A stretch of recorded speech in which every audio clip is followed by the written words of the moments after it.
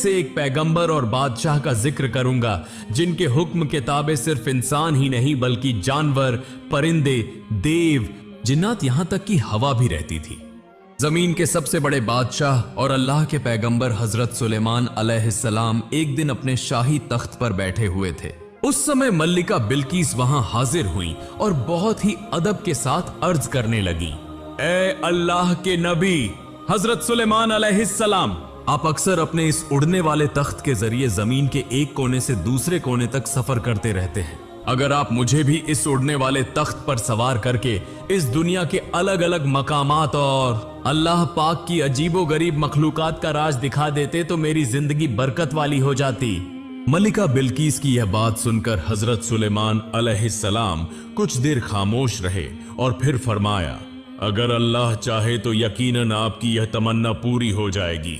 इसके बाद वे दोनों उड़ने वाले तख्त पर सवार हो गए और हजरत सुलेमान अलैहिस्सलाम ने हवा से कहा, ए हवा, हमें उस जगह ले चल जहां अल्लाह ताला की अता की हुई जमीन का सबसे हसीन मकाम मौजूद है। यह कहना था कि हवा ने उस उड़ते तख्त को उड़ाना शुरू किया। चलते चलते 7 समंदर पार कर ली। कुछ देर बाद उन्होंने देखा कि समंदर के बीच एक बहुत ही हसीन और जमील जजीरा मौजूद है। हजरत सुलेमान अलैहिस्सलाम के हुक्म से हवा ने वहीं उतार दिया। हजरत सुलेमान अलैहिस्सलाम और मलिका बिल्किस उस जजीरे की खूबसूरती देखने लगे। मलिका बिल्किस ने देखा कि वहां रंग बिरंगे परिंदे, बेशुमार नामालूम जानवर और हसीनो जमील मछलियां घूम फिर रही हैं। यह देखकर मलिका बिल्किस बोल उठी, ए मेरे परवरदिगार, ए अजीम अल्लाह, तेरी यह दुनिया कितनी हसीन है, हम तेरी किसी भी नेमत का इनकार नहीं कर सकते। यह बात खत्म भी नहीं हुई थी कि हजरत सुलेमान अलैहिस्सलाम ने देखा कि उनके सिरों के ऊपर से कुछ पंखों वाले घोड़े बड़ी तेजी से उड़ते हुए गुजर रहे हैं। उनकी खूबसूरती और दिलकश शक्ल देखकर हजरत सुलेमान अलैहिस्सलाम को बहुत अच्छा लगा।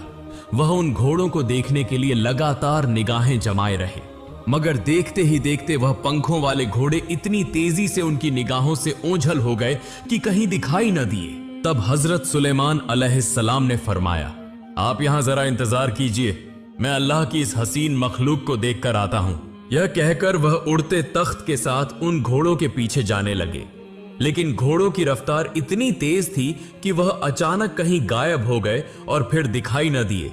आखिरकार हजरत सुलेमान अलैहिस्सलाम नाकाम वापस मलिका बिल्किस के पास लौट आए।